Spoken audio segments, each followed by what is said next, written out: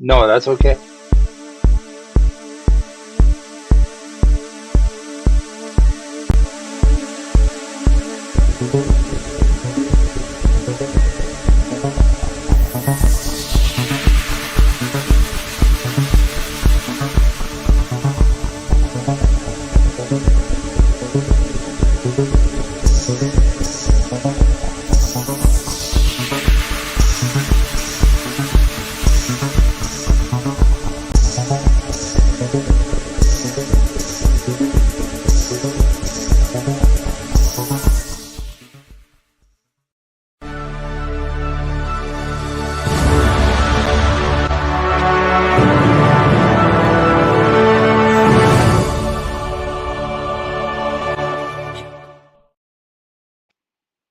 Hey, hey. So we're live with Dark-Light Delirium. What a great name. Dane. And we're going to try to have a conversation between two different worlds, I think, maybe, or two slightly different worlds. I'm not sure how much we differ. We'll find out. But met you where and when? It was on last Saturday night at the Atheist, wasn't it? That you popped in?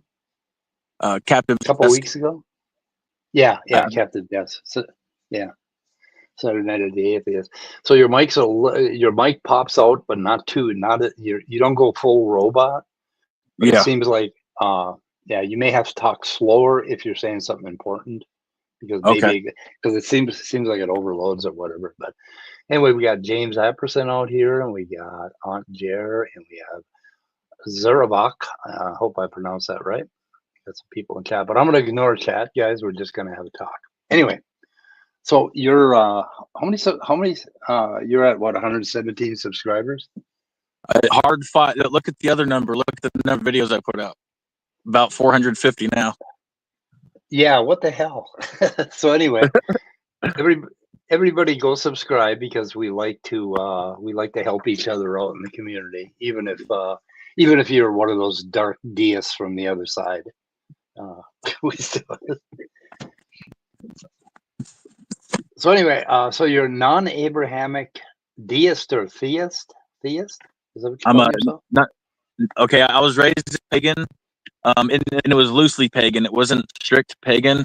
My mom just kind of let us study everything, and I claimed spiritual for a long time, and I started thinking about it, and I was like, spiritual really doesn't feel specific enough, because spiritual can be so many different things, and I really felt like I needed to be more specific with it.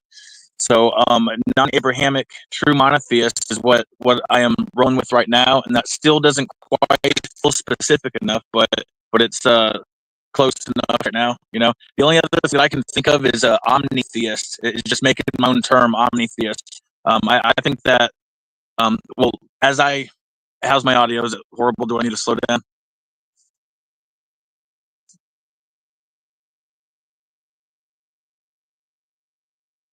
Oh, you're on. You're muted. You're mute, Mike. There you go. I took a drink of coffee, so I muted. You're understandable, but kind of goes like on the highs. It kind of glitches out, so maybe slow down. All right. So omnitheist,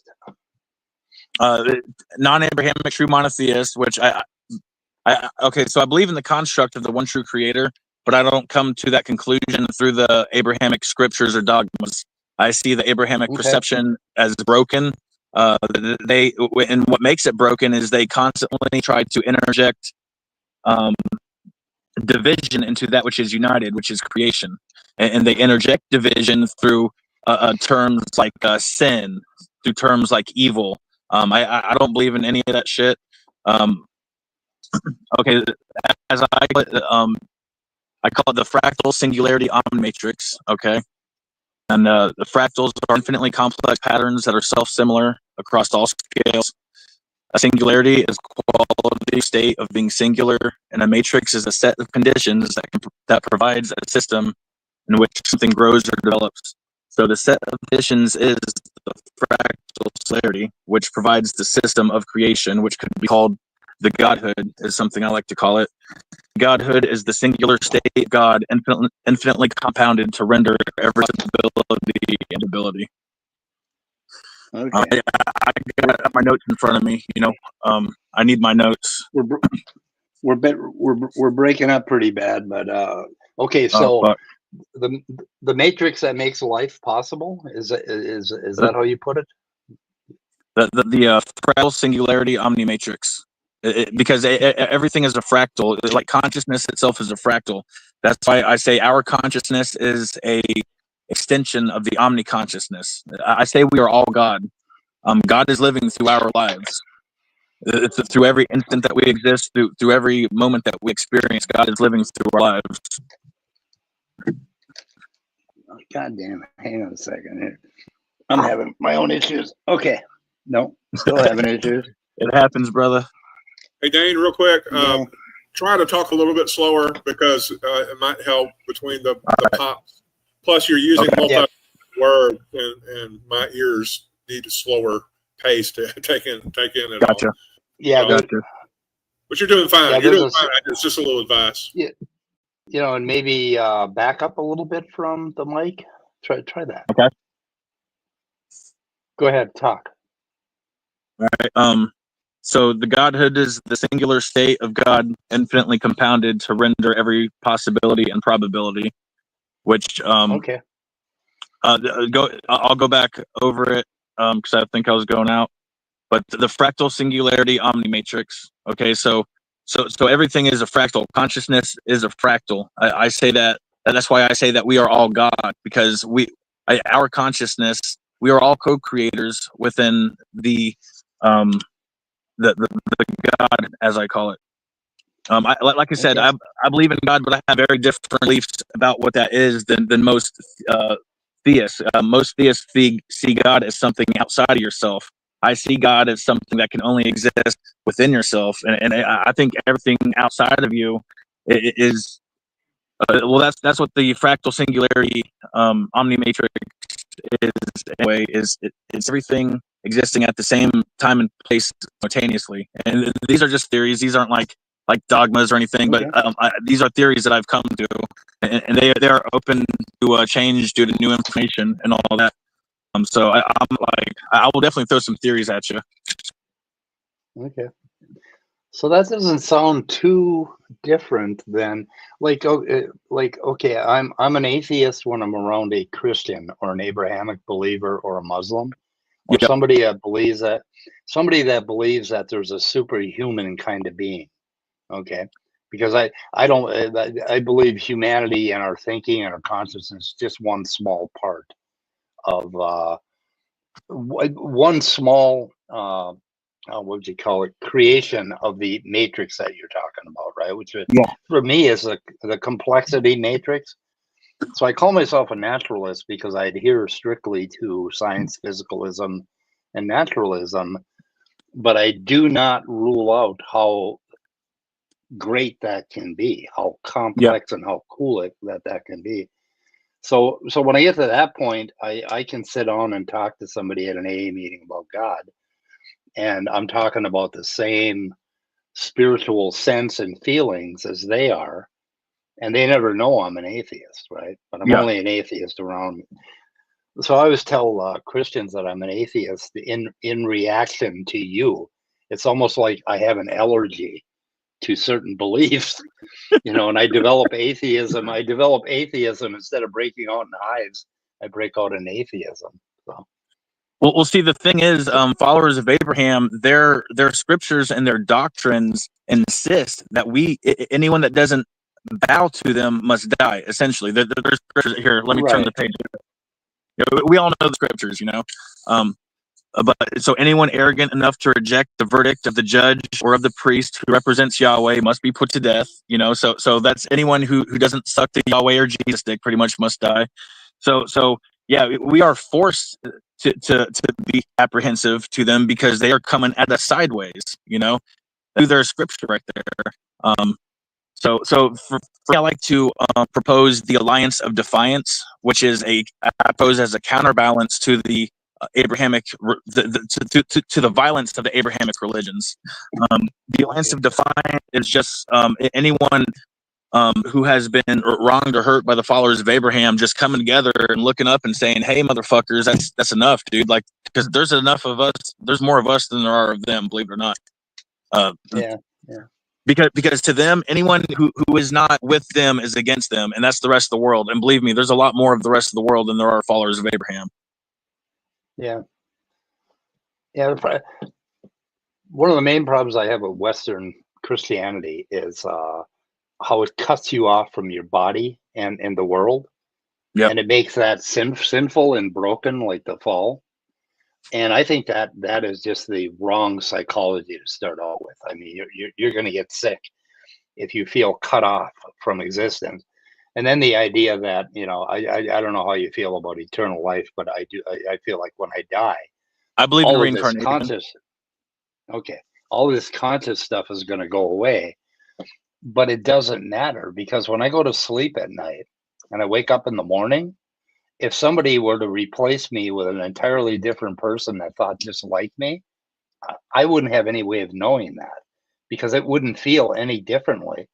Like there's oh God, what maybe Scott can help me out. There's a series we watched just recently. What the hell did I watch? Shit. Hopefully it'll come to me. A movie or a series, basically. But I can't give away the series. I don't even think Scott's seen the end of it. What's the series I told you to watch, Scott, that you may not have finished yet? Are you talking about Pantheon?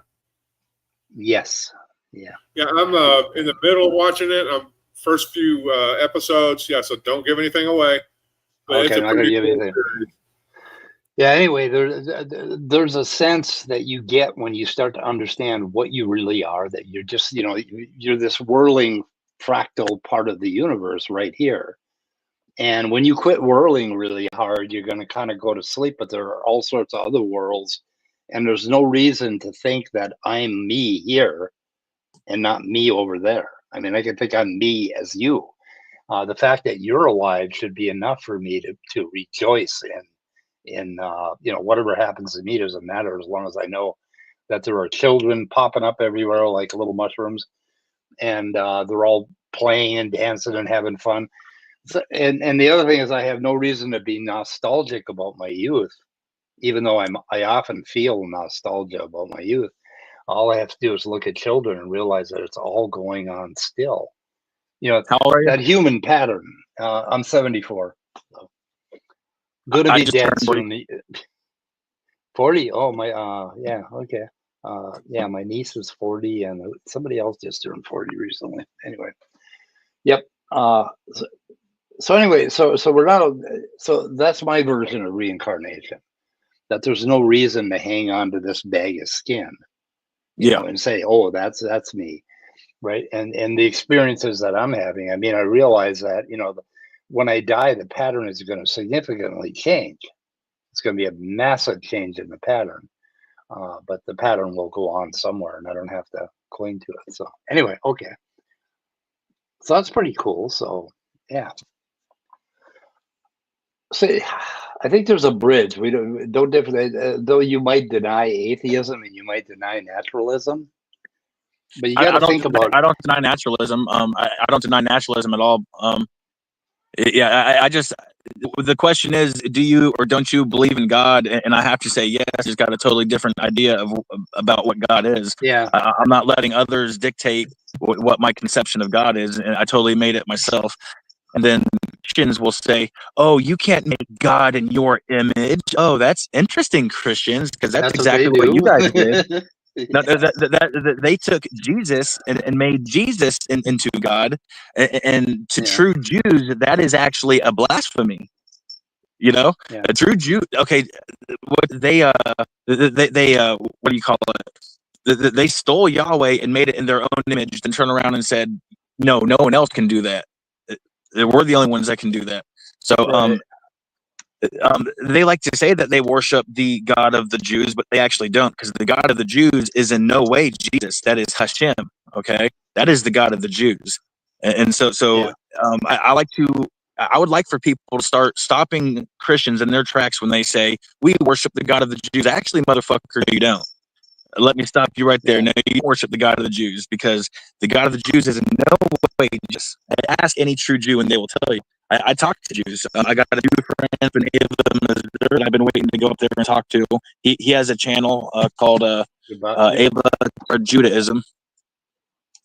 Yeah, it's definitely how fast you talk and how close you are to your mic. So you kind of go out when you do that. So so you get excited. Anyway, what was I going to say? Yeah, the other thing about this the fractal nature of the universe. Okay, like I'm really into science, so that my spirituality is from the point of view of understanding the complexity and the molecular nature of the universe, right? But that's just one way to look at it, and that involves like carbon atoms, which can just combine in remarkable ways. But overall, in the universe, there are so many structures that can form, and structures within structures within structures and outside of structures. I mean, like a bunch of stars could basically somehow form a structure that represented something a lot smaller on the Earth, that sort of thing. And this possibility, and it's infinite. No matter how many different ways you slice an area of the world, you're going to end up like fractals. You're going to end up with a different pattern, a different thing. And that's the stuff that where I connect with godhood and spirituality. And my my audience is probably choking right now because I'm saying this. But anyway, yeah, go ahead. I do got one for you. It was like an early revelation that all life is connected for me personally. On my spiritual journey, because I claimed spiritual for a long time. So, but it wasn't until later in life that I realized what connects all life, and there is a physical mechanism. It is mycelium. Okay. And all living things, there is mycelium, and that is what connects all living things. And I call that is living mycelium. Living mycelium is a fractal of dark mycelium. Okay, and these are all just theories, but that was actually a revelation given to me on a mushroom trip a few years ago, that all things are connected by mycelium. The roots of all trees have mycelium. The guts of all animals have mycelium in it. Yep. So in my delirium, I think it's perfectly acceptable to believe that mycelium is what connects all life. Right. Yeah, we're mobile living things, so it's a little harder to stay rooted in the world, unless you're laying in the woods for a long time and the mycelium grows over you. But yeah, no, we have mycelium in our guts already. Yeah, we do. Yeah. And I actually argue that mycelium is the anchor for the soul, because I do believe in the soul, but I have different beliefs about it, obviously, than Christians. But I believe that mycelium is the actual physical anchor to that soul, which is just our connection to the source, pretty much. Now I don't believe in hell. That's retarded.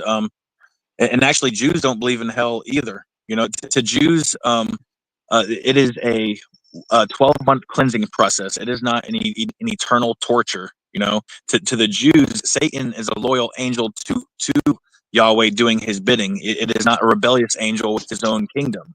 And I actually argue to Christians that if you believe in two separate kingdoms within creation, one of light and one of darkness, you are not an actual true monotheist. You are a dualistic bitheism, is what I call them. Yeah. Yep, that makes sense.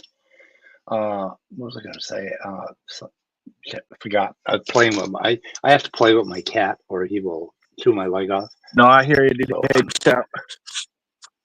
Oh yeah, playing fish around. Oh, you're in the woods. You're in a beautiful area. Is that your backyard? Yeah, this is my yard right here. I love the woods. I was raised in the hoods, and I got tired of that shit, and I moved to the woods. Yep, good. I was raised in. Go ahead, Scott. Go ahead. I'm sorry. I thought you were done. What you say about feeling like everything's connected, getting that sense and that feeling, I think that is a basic, almost universal aspect of whatever people mean by spirituality. Yeah, they just have a general sense that everything is connected.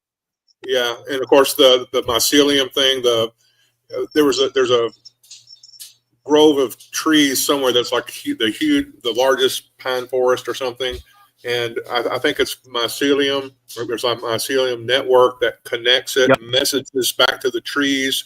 Trees nourish the fungi or whatever you call it, and sends messages back and forth, and it could be a root system too, and which also addresses the idea of connectedness. It's all very fascinating, and I think now for me personally, I don't really need to call anything God, but I do, when you go out and walk among the trees. Hey, look at the trees. He's in the side chat. And, hey, is trees in there? And when you look know at the trees in bird, chat. Yeah, he is. Yeah, he's in the side chat.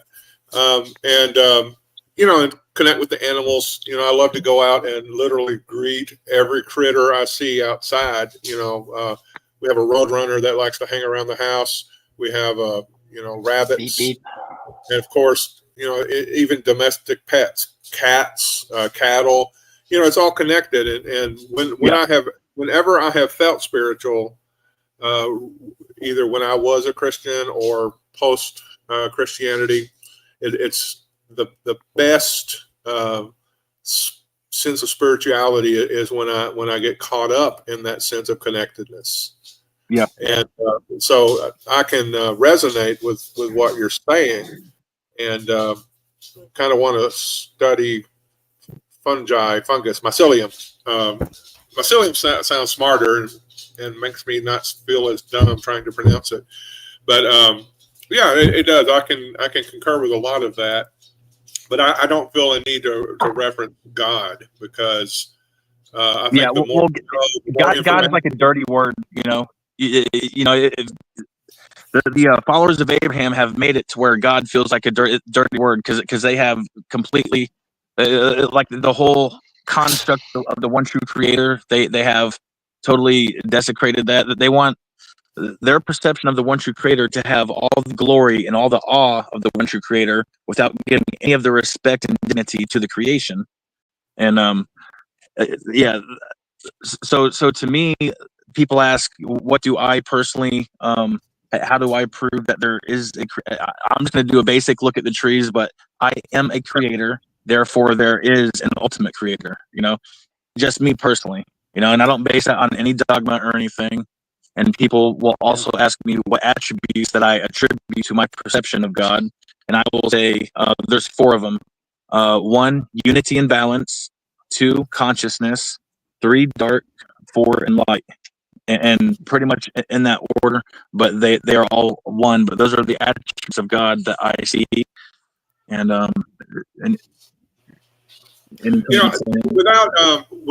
without once again, for me personally, referencing to God first, I don't really consider God a dirty word. It's just unnecessary, and it's used as a bludgeon and a shield by some people. Whereas, I'm trying to get back, because that's the only reason I'm even using it, is because I'm trying to take it back from who have made one perception out of it. I'm letting people show that you can use it to be a totally different thing if you want. I know. I know Campbell, the guy who did the perennial myth and things like that. Joseph Campbell. I remember him talking about, and I was very indignant when he said this as a Christian at the time. I think this was back in the late or mid 90s maybe. And he said he compared Eastern religion to Western religion, and Eastern religion was everything is one, to being one with that, being in tune. And he criticized Western religion, basically Christianity, possibly Judaism, as being separation. The nature is separate from us. We're over nature. Whereas, to me, at least how I've experienced life, it's we're all connected, and our problems come from not being aware of how everything's connected. Vis-a-vis, that's what I was saying earlier. That's what I was saying earlier, Scott, is that Western Christianity disconnects you from the world, nature, and in a lot of respects disconnects you from the Christian next to you, from other people. And it's this idea of what you draw the circle around, where you say, this is me and that's them, right? That me and other. And creating the otherism. pushback on, Scott came from a fundamentalist Arkansas background, and therefore people like people of Scott's nature don't like. Oh man, it is very religious out here. It is very religious out here, bro. Yeah, but I've always been an atheist. I'm a lifelong atheist, and I got into Ellen Watts at about 15 years old. Okay. Are you familiar with Ellen Watts? Absolutely, Alan Watts. Okay. Yeah. Who's the other one that does fucking Baba Ram Das? The McKennas, both McKenna, Dennis, and his brother McKenna. I got awesome stuff all over the internet. Yeah. McKenna's, yeah. Hey, and then there's all the trips that I've been doing since I was 13. I think what is it, Dennis McKenna? I think he lives here in Minneapolis. A friend of mine said he was at a garage sale and he bought something from him at a garage sale. Hey man, try to set up an interview with that guy. Yeah, I would love to talk close to him. if I could interview find with that guy. Yeah, that'd be awesome. Fuck yeah. He's not as wild as his brother. Kind of did too many shrooms. I mean, it is possible to do too many shrooms. Oh yeah, Terrence. Yeah, Terrence and Dennis. Yeah, Terrence went way out there, and Dennis kind of stayed with the naturalism, and he's more of he would identify more as a naturalist or an atheist. But anyway, I'm going to try to dig up how to contact him. That would be kind of cool. But, so anyway, so I came up in that Ellen Watts. And for me, Alan Watts was a secular Buddhist. He was not a he didn't believe in anything that wouldn't be, that physics and science couldn't explain. But what he did believe is the how gigantic and complex the entire cosmos is, and all the things that can happen to us and in us. And we live on this little planet that's being pumped with energy from the sun. And we're like little carbon creations, basically. And we're like whirling dervishes when you talk about creation. The whole time that we're here, like right now, we are creating between us, right? And that's incredible, Yeah. Everything. And then when somebody you love dies and you realize that they stopped creating now. They got quiet and they stopped creating. But there's no reason to be a time bigot and not realize that they will have always been, that their lives, that as they unwound, that's part of the universe that will have always been. And that's how I handled grief. Basically, it's understanding that from that perspective, basically. So well to me, check it out. Everything comes from nothing to me. So we all turn to the nothingness from which we came. And when I started studying science and I saw that the atom is 99.9% empty, that really made a lot of things click for me. I'm like, okay, so it's not bad to feel empty because we are created on emptiness. Atom is mostly, and I have this debate with a lot of atheists. They will say there is no nothingness. There is no such thing as true emptiness. I never said true emptiness, but there is 99.9% emptiness, and I think that emptiness and nothingness is a scaffold on which everything is built. And I say that, and people are like, that's contradictory. That's paradoxical. But shout out to Kalasia, by the way. Kalasia's cool. Okay. Shout out Deconverted Man. Not sure if I met Chi. So Chi needs a wrench. Where's Chi? Yeah, Chi. Chi sounds cool. No, Chi is cool. He's on Dane's channel now, I think. No, Chi's on Dane's channel. Yeah, I've talked to Chi. He's cool. Chi is, I don't know if it's a he or she, but it's a boy. It's a man. It's a good man. Damn good man that takes care of his kids. That's all you can ask for any man.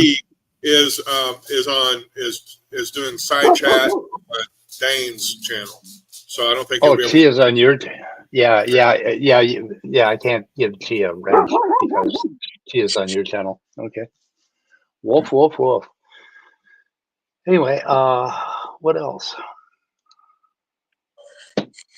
I got all kinds of notes in Mushrooms. front of me right here. What do you think of mushrooms? Oh I man, always love to talk about mushrooms. man, I can't wait for some more fucking mushrooms. What do you think about DMT?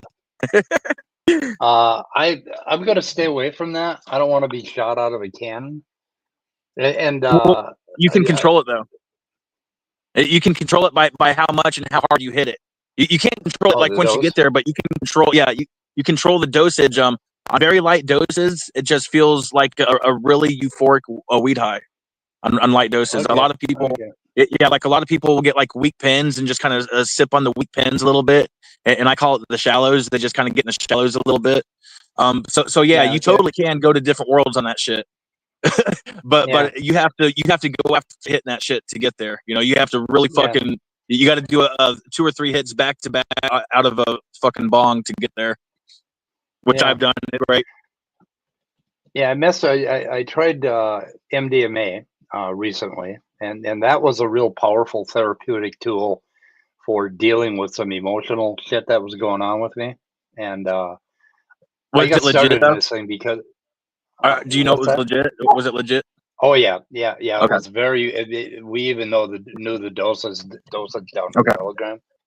Well, just you got to be really careful. I really advise anyone with any kind of chemical shit to have a fucking test kit right there, because they're trying to put fentanyl in everything these days and kill people. You know, so if it's anything chemical, absolutely, as a disclaimer, it's just a test kit. Way you know exactly what you're taking if you're not getting it from a very reputable source. Yeah, I just throwing that disclaimer out there, you know. They're adding fentanyl to MDMA and Adderall even. So if kids buy Adderall so they can study, they're ending up dead, you know, as a result of it. I know the parent of one such person. So and the girl was just, you know, a normal person and ended up dead. It's just crazy. Okay, I would like to respond to Kalasia. Okay. It sounds like Kalasia is talking about the Heisenberg uncertainty principle a little bit right there, which that's one of the things.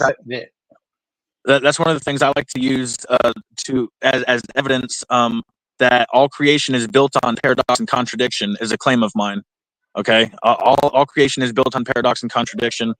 And as part of my evidence, I like to bring up the Heisenberg uncertainty principle, and I like to bring up Gödel's and completeness theorems. And I have notes on those. If you give me a second to find them. You got to be careful with Gödel's incompleteness theorem, because that pretty much applies to axiomatic mathematics. I watched a cautionary video about that just says, please don't take this as a metaphysical statement. But anyway, check it out though. Even though you're probably going to, you're going to do that right now. Okay. Just check it out though. They say math is the language of the universe. They say don't take this math statement seriously. Yet math is the language of universe that everything that we do is based off of, right? Yet it's not real. Yet it's not real. At least math is our interpretation of the underlying structural mathematics of the universe, but we just get little glimpses of it. Our axiomatic mathematics is like our description of that complexity out there, what's going on. So anyway, but you know, we could just set that one aside. Yeah, for sure. And I think what Kalasia might be saying is that when it comes to, you know, saying that the atom is empty, that almost makes no sense at that level. The atom is what?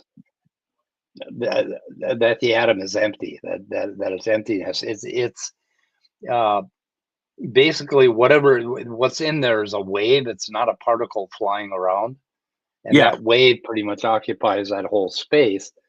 But then you have to think in terms of you can get back to nothingness, because that field isn't really a particle or matter. It basically creates the illusion of matter when we're as big a thing as we are, basically. Anyway, this is another way. So many different ways you could look at it, and yeah, and we should that's not. the interesting We part. should not. That's the interesting part. The fractal. I think there's a clue in that. Yeah. That's part of the clue in it. Yeah. Yeah, I look at human beings as having a particular structure, and then we respond to the universe in kind according to that structure, that relationship with everything else, the human organ or any living organism, and that is a perspectival slice of what's really out there, right? Like another It's kind only of a small organism. spectrum, because the frequencies we observe is only a small spectrum of the frequencies that are actually out there, is what you're saying? Yep, something like that. Yeah, and it's not, and it's real. What we're perceiving is perfect, is very real. It's just that okay. Check this out. This touches on a good point while we're right here. So with what we just said, our perception of reality is only a small slice of because we can only perceive a certain range of the waves and everything around us, right? So that is actually what I call the spiritual world, is simply all the energetic spectrums that we can't perceive is what I call the spiritual world. I just wanted to, because we haven't really talked about that in particular. So I don't believe in anything supernatural. I don't believe there is anything supernatural. If there's something that we can't explain yet that happens, there is a naturalistic explanation for it that we haven't found yet. Yeah. Cool. Yeah, the supernatural would be like something truly supernatural would be like a mountain raising off the earth, floating around in space or something like that. But Christians think even then, if it happens, there is a naturalistic explanation for it. We just haven't found it yet. Yeah. There's a reason for it. Even the most crazy shit, there is so I just don't believe in the whole concept of the supernatural, because all that is pleading to is ignorance of, just because you don't know why something happened, now it's supernatural, That's right, Command Cyborg, you got it. The universe is one fucking bizarre, complicated, really cool thing. That's where we are, and we do our best to generate while we're here. We're just constantly generating. We're constantly changing in this whirling dervish. We're like a whirling dervish, which is a pretty cool way to live your life. Well, it's the motion. We're constantly moving, and that motion is the key to life. And that's why a lot of soldiers will say on the battlefield, if you move, you live. You stop, you die. But I mean, that's just a colloquial saying, but that kind of embodies the whole personification of existence to me. Yeah. So, Scott, are you going to call bullshit at any point on the stuff that I'm saying, or? Yeah. No, we're just listening and observing one another. There's a lot that Dane says that on a subjective, personal level, I totally, agree with her. I can see his point. I might be interpreting what he's saying just through my own experience, but yeah. I have a video. I have a video. Oh, sorry. Go ahead. I'm sorry. I have a video up where I compared my perception of God to the Abrahamic perception of God to ChatGPT, and the video is still up on my channel. And ChatGPT is like, yeah, your perception of God is way more fucking logical and consistent and less, full of problems. It's like an hour-long video I have up. Can you put a link out in chat? Do you have a wrench on my chat? I don't know how to do links, man. I'm fucking retarded, man. Okay. Okay. I don't know how to do links, bro. Okay, boomer. I know, right? You guys might have to teach me something, goddammit. Well, I'll try to find it and I'll put it in the description. Maybe you could hunt it up, Scott. I'm not sure if I could try for it. Or better yet, I'll let you talk for a while, Scott, and then I'll go find it. So, okay. So, Dane, are we off the topics you wanted to discuss, or is there something else you want to look at your notes? And I got all kinds of notes here. I got all kinds of. Yeah, because these discussions, they sometimes get derailed, and I just don't want you to feel like you didn't get to say what you wanted to express. I had a couple things pop up that I didn't have no notes about that I wanted to talk. Okay, you're roboting a bit bad right now. I can't make out what you're saying.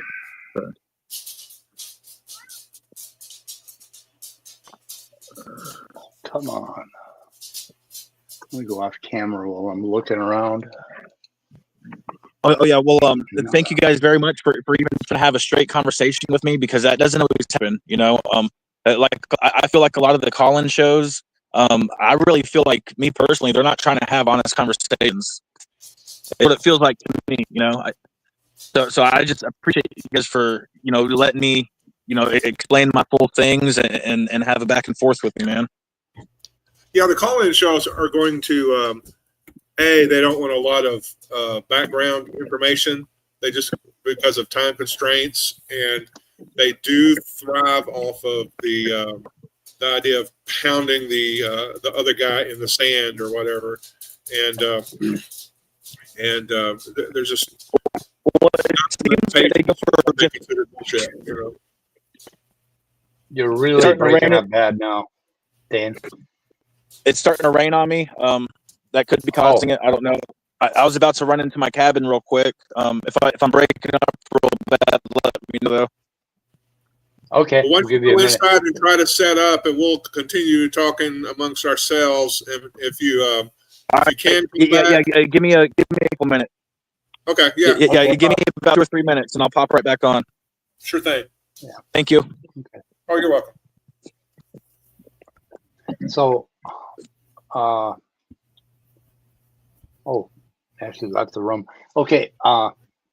So anyway, this stuff is all important in how I live my life, basically how I perceive, you know, life, the universe, and everything around me.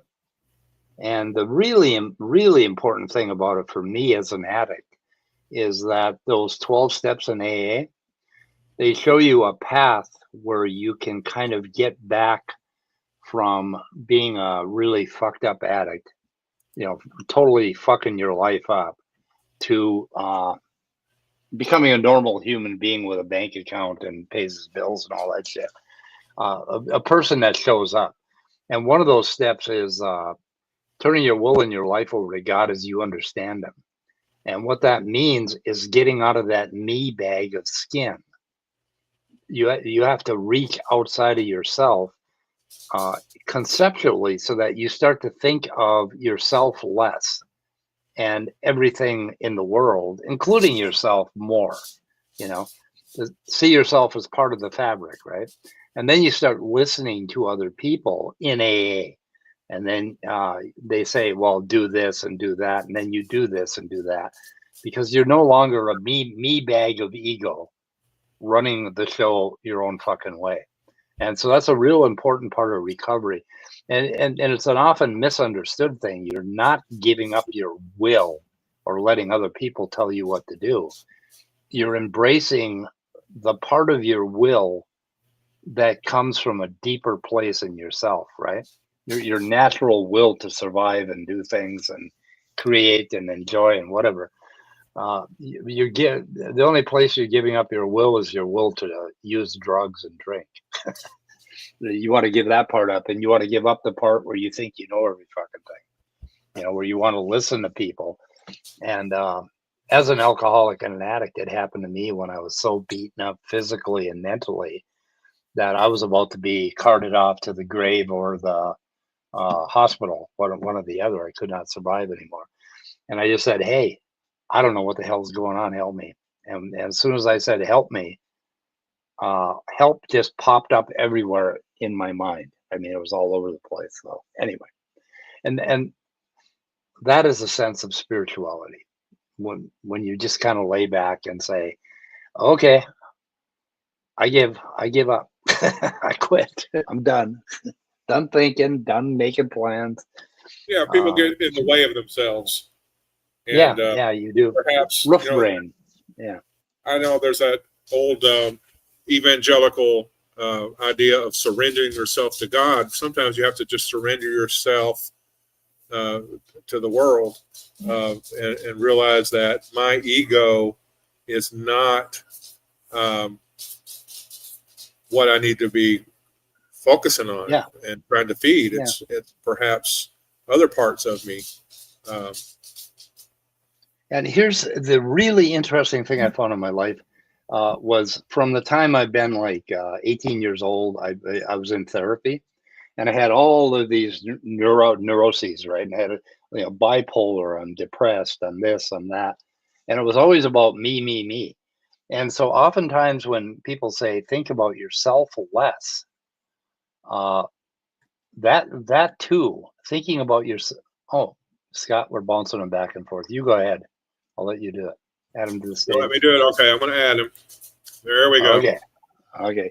Me and Scott both hit the add button at the same time, and we bounce people. People get dizzy. So, but anyway, this thinking about me is also being self-deprecating and having a low self-esteem, or thinking that you're, oh God, I'm just a defective human being. I have all these neuroses. And the solution to me for most of my psychological problems was to quit thinking about me, and think about, oh, how's that person doing? How's that how are you doing? How do you feel? There's a thing in AA where you're talking to a person and you say, oh, enough about me. What do you think of me? Which is pretty nice. Yeah, which is just the same fucking disease, So anyway, very early on in AA, my sponsor told me, selfishness is thinking about yourself too much, even if it's bad things, even if you're self-deprecating or you're saying, oh, I'm weak or whatever, you're still saying shit about yourself. Stop doing that. Look at the person next to you and ask yourself, how does it feel to be them? That sort of thing. Are you in a better Wi-Fi? I think you're in a better Wi-Fi. Are you on a computer? No, this is my phone still. Okay. Yeah, as long as you stay in one spot. Like when I walk around my room, my phone will go to Scott 2. It'll go to bot, in and out of bot. And it depends on the length of the wave for the radio tower or whatever. Yeah. Unfortunately, we haven't gotten around that. Well, the reason telephone companies haven't gotten around the technology is because we're going to pay them anyway. They don't give a shit. They're going to keep overloading our bandwidth, So anyway, to kind of go with what you were just talking about when you're talking about the me thing, that depends on what you view yourself to be. If you view yourself to be just another version of everyone else, then you're naturally going to see everyone else as a part of you anyway, which is kind of where I'm at. So I'm 70% narcissistic. I took the test and I'm okay with that. But the other 25% is compassion and empathy, So there's healthy ways to be narcissistic, and actually, I kind of, there's a narcissophobia going on in the world these days. Narcissophobia, because the CIA recruits only narcissistic leaning people. Okay, so there's definitely a use and a utility for. And these days, anytime you love yourself too much, people will say, "Oh, that's narcissism." Anytime you love yourself, so there's definitely a fine line right there between, loving yourself and loving yourself too much, Yeah. I don't know. I do a lot of work with othering and basically the other people in my life. They're in my life, but they shouldn't be in my head all the time, right? Yeah. They're actually out there, right? So I can actually call them up and communicate it with them. But when they're not there, I shouldn't be overly occupied with what they're doing or what they're thinking about me. What do you think about me?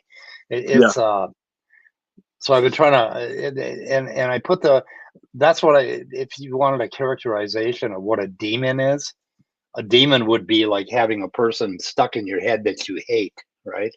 Like some resentment that you have. But did you hear what I was talking about with AA while you were walking in the house, or were you offline entirely? No, I didn't hear you. Okay. I was talking about the 12 steps in the AA program. Like when I first got into it, I was 24 years old, right?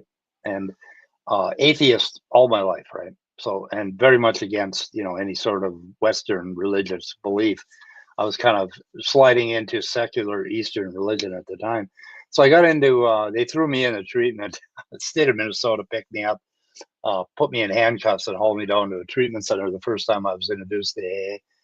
And I looked at the 12 steps and I said, holy shit, this is like a Buddhist path to enlightenment, where you go through and, first of all, you admit that you don't know what the fuck's going on. And then you admit, and then you come to believe that, well, if I just give up, there'll be a solution.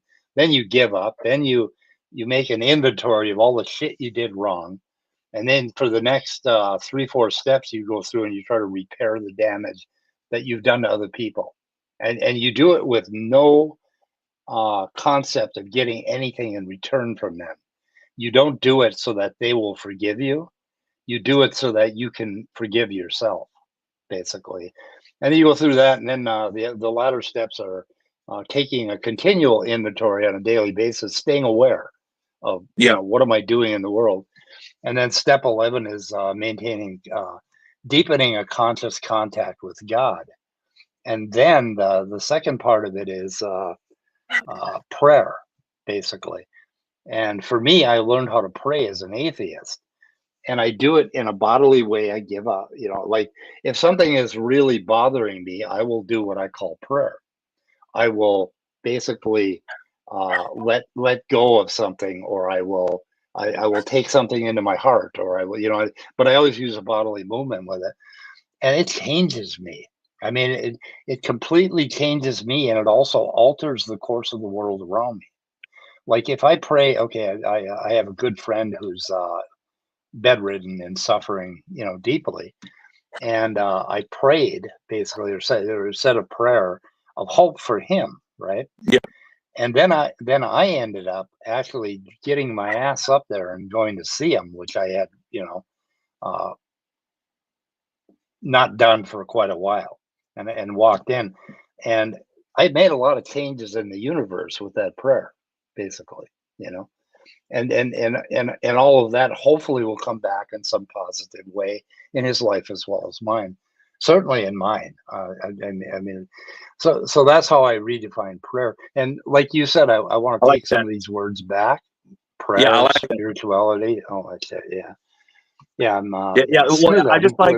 Yeah. I like to show people that there's other ways to use these things, which followers of Abraham have dominated for so long. Prayer, right.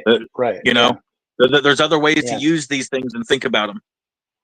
Yeah, certainly other ways than dogma. Dogma is the bane of all spirituality, basically. Like when you when you hang on, when you grasp something, it disappears like smoke. That's the way spirituality works. When you try to grasp it and characterize it, or whatever. So, Otangelo Grasso is here. Oh my God, do you know him? Otangelo, what's up, homie? I've been trying to get him on my show. You don't want nothing to do with me. Christians treat me like the plague. Oh yeah, you're even worse because they can't use the same routine on you. Yeah. Well, yeah, exactly. They don't know what the fuck I am, so they don't know what they're arguing against. That's pretty cool. I got some really good arguments too for the followers of Abraham, and it's funny because essentially I do believe in the one true Creator. I just disagree with all the details that they derive from the scriptures. Yeah. There are Ellen Watts in a book called Beyond Theology. I don't know if you've ever read it. No. But he does a really, have you? Beyond Theology? No, I haven't read it. No. Okay. He wrote it in like 1964, 65. I read it in 66, I think it was. At the end of 66, beginning of 67. Anyway, he does he looks at it from a Buddhist perspective. Okay. And he talks about this Chinese box.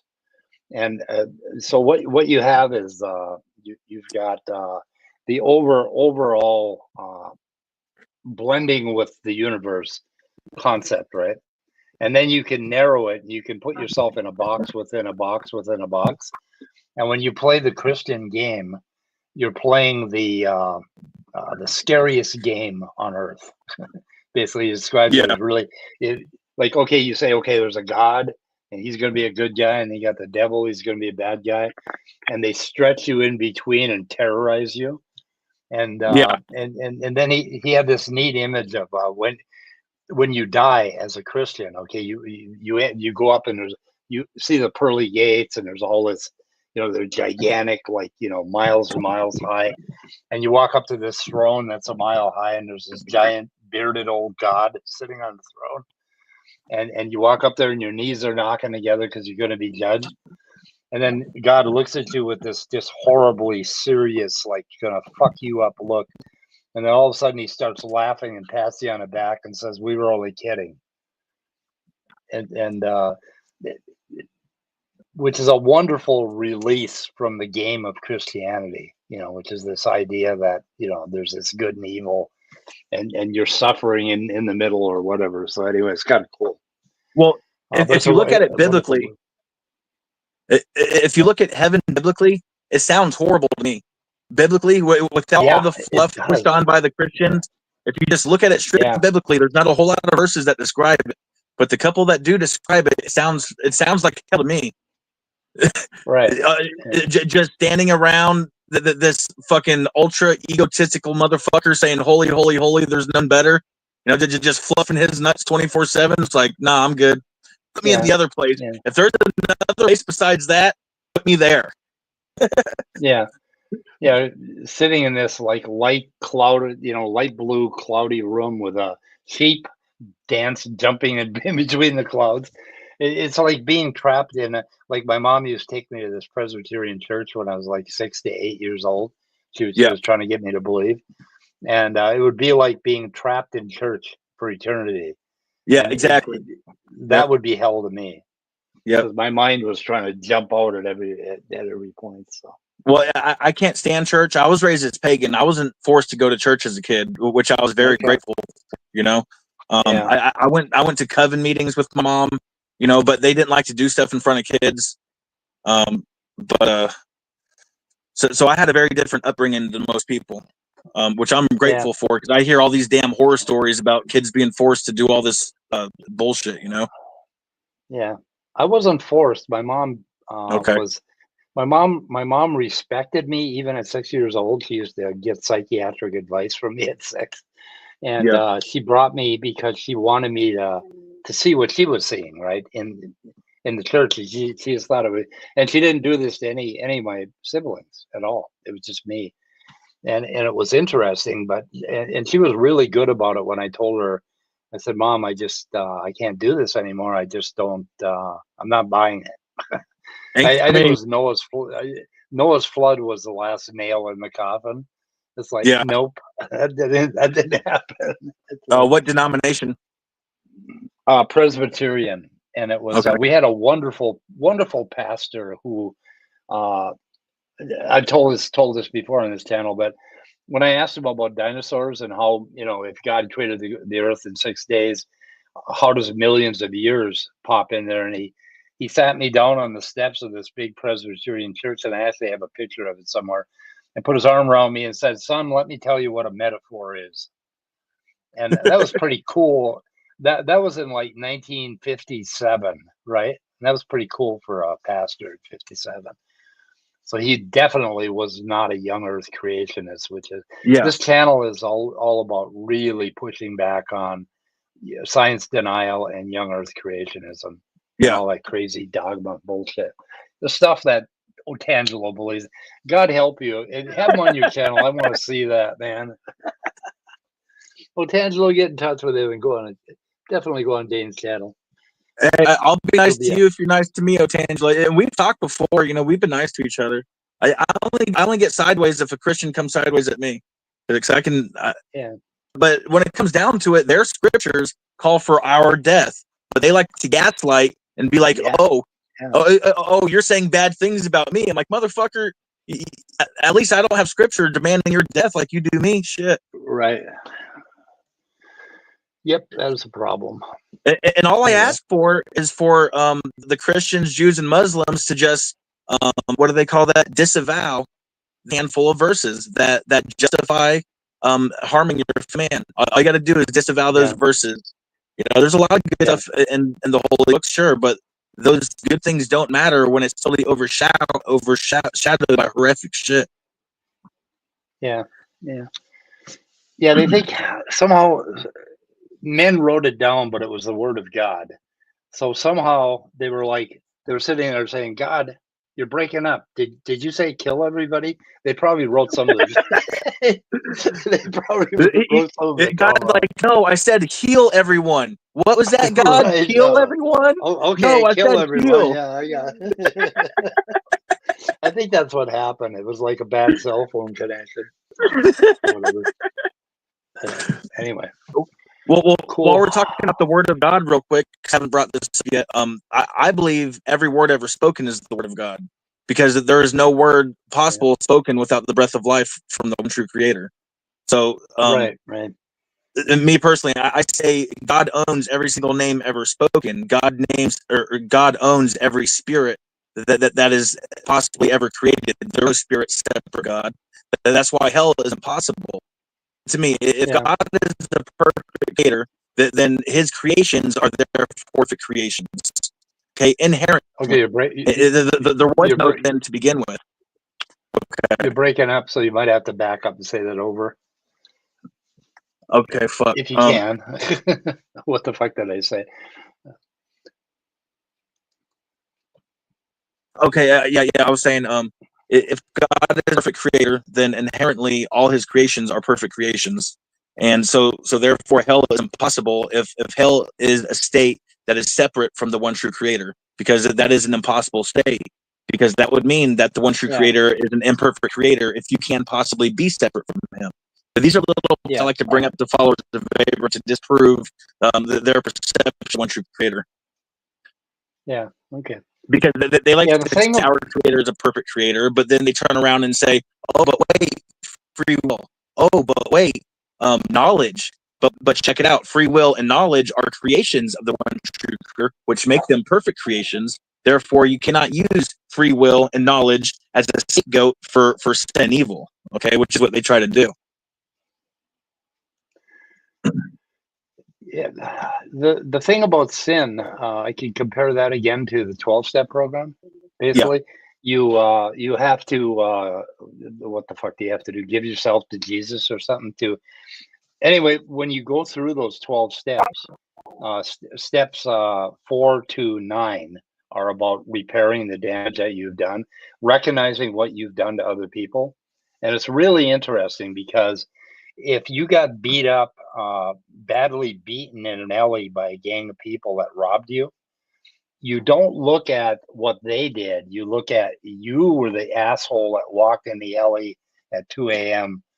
and you look at your part in it, right? And you give up. You basically ask for forgiveness from yourself at a very deep level. But the Christians will insist, oh no, it has to be Jesus. It has to be my cult or whatever. And it's just a fucking cult is what it is. And they miss the point entirely. I mean, if there's any good words in that goddamn Bible, and I think there is a lot of good poetry and good knowledge about it. Go ahead. I think with a lot of evangelicism, you're not a person, you're an angle. You're when you meet the person, it's not like, who's this person? And what can I learn from them? What can I get to know about them? It's what can I throw at them so they'll buy my spiritual aluminum siding? How can I best manipulate them? Yeah, my spiritual used car. And so you're a target, you're a potential sale, and the currency is your butt and somebody's pew somewhere. Yeah. You're muted. I was drinking coffee again. Command Cyborg, which quote? Can you remember? Let's see. Oh, so no, there's one. I think the one about the universe is bizarre, complicated, really cool thing. This one? Fucking bizarre, complicated, really cool. Yeah, we should do a merch store and put that on. Yeah, that's the only quote I saw. Yeah, Yep. So I do have a bombshell I got up my sleeve. You have a You got a bombshell? what?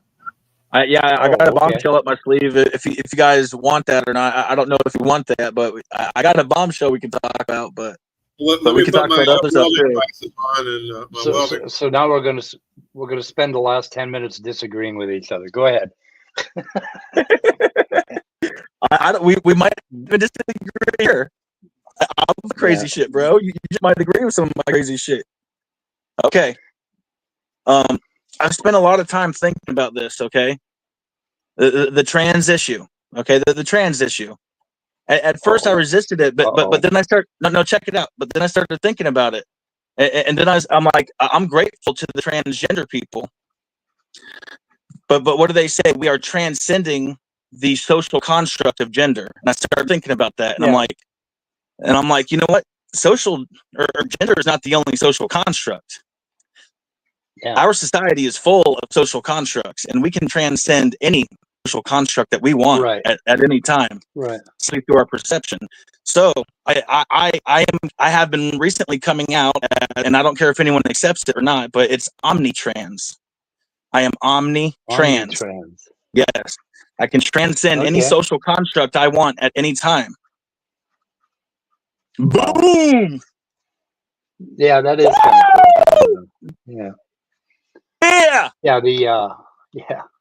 I think I went halfway there, and that at 74, it's just wrong for old people to have sex. I'm sorry, so I just don't do it. Right?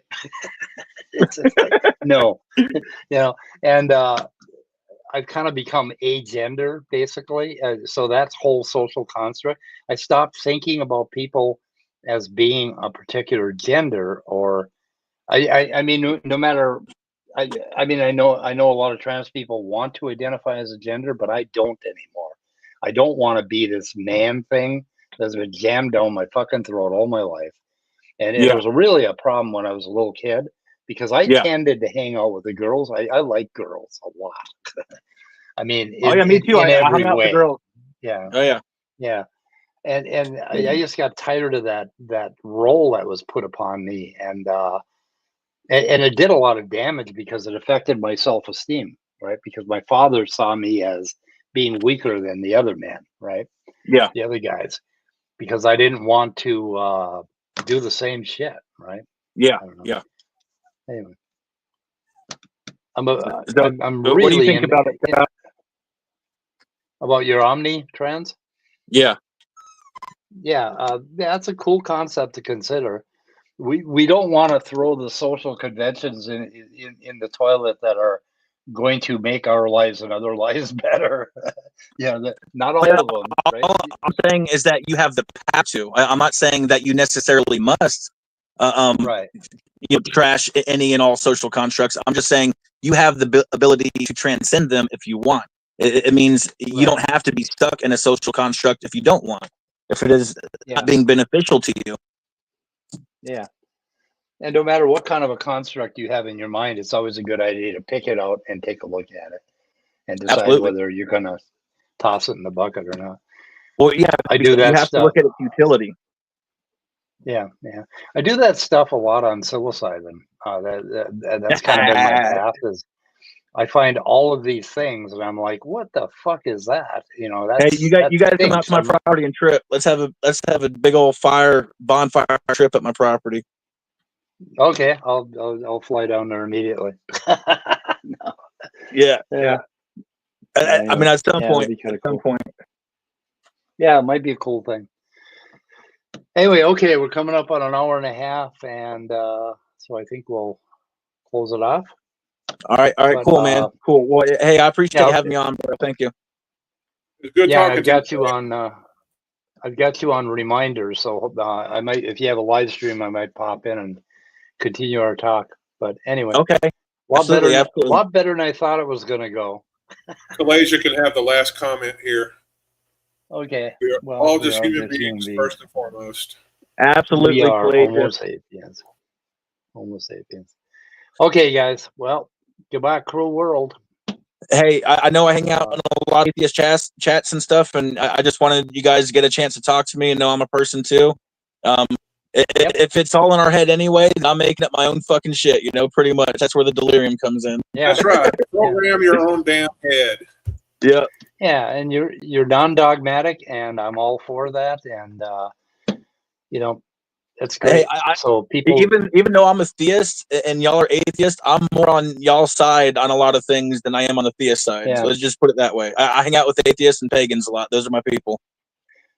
yeah, and one thing atheists need to do in this fight against Christianity in this country is not throw the fucking baby out with the bathwater.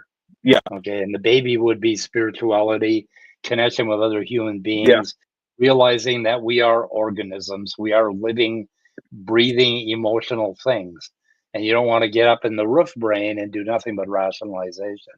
So, Well, it's definitely and we want to.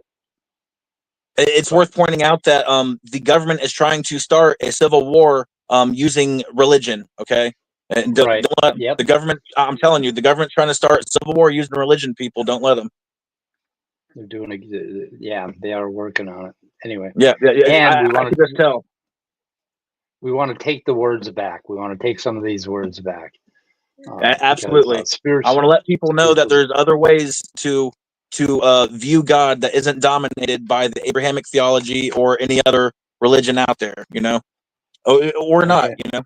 And like Clay just said, we're all people just trying to live good and get along anyway. So. Okay, I'm going to end it. You got anything else? Upcoming? One last thing, and I appreciate it, and it's just my signature. I am the brightest night, I am the darkest light, and I am ascending, as are we all. Step into Dane's world. The dark light is upon you. Thank you, guys. Another merch t-shirt. Thank you. We'll see you. Okay, mine is oh, you left. Goodbye, cruel world. Anyways, so Scott, I'm going to end the stream. You hang around. Okay. Goodbye, cruel world. Yeah, Goodbye. I said that. Goodbye.